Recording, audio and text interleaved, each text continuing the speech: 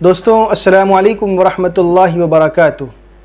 آپ دیکھ رہے ہیں خبر ٹوڈے نیوز چینل نظر انمول خبروں پر۔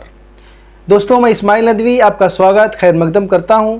آج کی اس ویڈیو میں مولانا محمود مدنی اور اسد الدین اویسی کے درمیان اختلافات کی اصل حقیقت کیا ہے، آئیے جاننے کی کوشش کرتے ہیں۔ مولانا محمود مدنی اور اسد الدین اویسی کے درمیان اختلافات دراصل مسلمانوں کی قیادت پر قابض رہنے کی جنگ کا حصہ ہیں۔ جمعیت علماء ہند کی پالیسی ہمیشہ سے مسلم سیاسی قیادت کی مخالفت میں رہی ہے اور اسد الدین اویسی جیسے رہنما اس پالیسی کا سامنا کر رہے ہیں۔ مسلمانوں کو اس بات کا ادراک ہونا چاہیے کہ ان کے مسائل کا حل ایک آزاد اور مضبوط سیاسی قیادت میں ہے، نہ کہ جمعیت علماء ہند کی قیادت کے زیر سایہ۔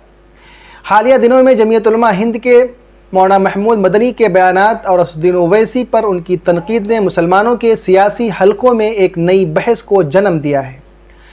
مولانا محمود مدنی کا کہنا ہے کہ MIM مجلس اتحاد المسلمین جیسی جماعتیں مسلمانوں کی قیادت کے لیے درست نہیں ہیں۔ جمعیت علماء ہند کی تاریخ گواہ ہے کہ انہوں نے ہمیشہ مسلم سیاسی قیادت کی مخالفت کی ہے۔ جب بھی کوئی ایسا سیاسی رہنما ابھرتا ہے جو مسلمانوں کے مسائل کو حل کرنے کے لیے عملی میدان میں اترتا ہے، جمعیت علماء کی جانب سے اس پر تنقید کا سلسلہ شروع ہو جاتا ہے۔ مولانا محمود مدنی کا حالیہ بیان اسی پالیسی کی ایک مثال ہے۔ ان کا کہنا ہے کہ اسد الدین اویسی مسلمانوں کے لیے بہتر قیادت فراہم نہیں کر سکتے، لیکن سوال یہ پیدا ہوتا ہے کہ آخر وہ کون سی قیادت ہے جو مسلمانوں کی فلاح کے لیے کام کر رہی ہے۔ اسد الدین اویسی نے اپنی جماعت MIM کے ذریعے ہندوستانی مسلمانوں کی سیاسی میدان میں نمایاں حیثیت حاصل کی ہے۔ ان کا ماننا ہے کہ مسلمان سیاسی میدان میں خود مختار ہو کر اپنے حقوق کے لیے جدوجہد کریں۔ اویسی نے ہمیشہ مسلمانوں کے مسائل کو پارلیمنٹ اور دیگر فورمز پر بے باکی سے اٹھایا ہے، اور یہی وجہ ہے کہ وہ ایک اہم مسلم سیاسی شخصیت بن چکے ہیں اور بن کر ابھر رہے ہیں۔ مولانا محمود مدنی کا اسد الدین اویسی پر تنقید کرنا دراصل ایک بڑی پالیسی کا حصہ ہے۔ جمعیت علماء ہند ہمیشہ سے یہ کوشش کرتی آئی ہے کہ مسلمانوں کی قیادت ان کے ہاتھ میں رہے اور کوئی بھی سیاسی قیادت جو مسلمانوں کے مسائل حل کرنے کے لیے ابھرے اس کی مخالفت کی جائے۔ مولانا محمود مدنی نے اپنی تنظیم کے اثر رسوخ کو برقرار رکھنے کے لیے MIM پر تنقید کی تاکہ مسلمانوں کو یہ بار کرایا جائے کہ جمعیت علماء ہی ان کی حقیقی نمائندہ ہے۔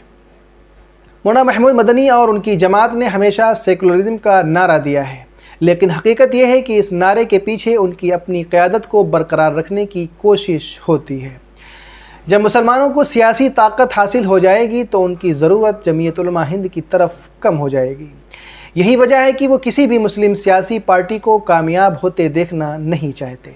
مسلمانوں کو یہ فیصلہ کرنا ہوگا کہ آیا وہ جمعیت علماء ہند کی قیادت کو تسلیم کریں گے یا اپنی آزاد سیاسی قیادت کے ذریعے اپنی حقوق کے لیے جدوجہد کریں گے۔ جمعیت کی پالیسی نے مسلمانوں کو ہمیشہ سیاسی طور پر کمزور کرنے کی کوشش کی ہے، لیکن اب وقت ہے مسلمانوں کو اپنے لیے خود فیصلہ کرنے کا اور اپنی آزاد سیاسی قیادت کو فروغ دینے کا تاکہ وہ اپنے مسائل کو خود حل کر سکیں۔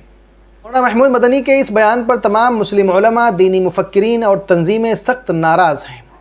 ان کا کہنا ہے کہ ہندوستان ایک جمہوری ملک ہے جہاں کسی کو بھی کہیں سے بھی انتخابات میں حصہ لینے کا حق حاصل ہے اور یہ حق انہیں آئین نے دیا ہے۔ انہوں نے کہا کہ آپ کون ہوتے ہیں جو اسد الدین اویسی کو براہ راست مشورہ دیں؟ آپ کسی سیاسی جماعت کے سربراہ نہیں ہیں بلکہ ایک ملی تنظیم کے ذمہ دار ہیں۔ اگر آپ کو سیاست میں دلچسپی ہے تو خود میدان میں آئیں اور مقابلہ کریں، لیکن آپ اس فورم سے اویسی پر تنقید کر رہے ہیں جہاں مسلمانوں کے خلاف زہر افشانی کی جاتی ہے۔ کیا آپ کو ان کا رویہ نظر نہیں آتا؟ آپ غیر مسلموں کے ساتھ بیٹھ کر اپنے ہی لوگوں پر تنقید کر رہے ہیں۔ علماء اور مفکرین کا کہنا ہے کہ آپ اپنے ملی کام پر توجہ دیں اور سیاست کو سیاستدانوں کے حوالے کر دیں، ان کے لیے چھوڑ دیں، ورنہ جمعیت سے لوگ بدظن ہوتے جا رہے ہیں۔ اور یہ جمعیت وہ جمعیت ہے جس کا دامن بہت وسیع تر ہے، لیکن آپ اس کو چھوٹا کر رہے ہیں، اس کو سمیٹ رہے ہیں۔ لہٰذا اگر آپ ساتھ نہ دیں تو کھل کر مخالفت بھی نہ کریں۔ تو دوستوں، آپ کی کیا رائے ہے کمنٹ باکس میں ضرور دیں۔ اگر ہمارے چینل پر آپ نئے ہیں تو سبسکرائب کرنا بالکل نہ بھولیں، شیئر اور کمنٹ ضرور کریں۔ بہت بہت شکریہ، تھینک یو، السلام علیکم ورحمۃ اللہ وبرکاتہ۔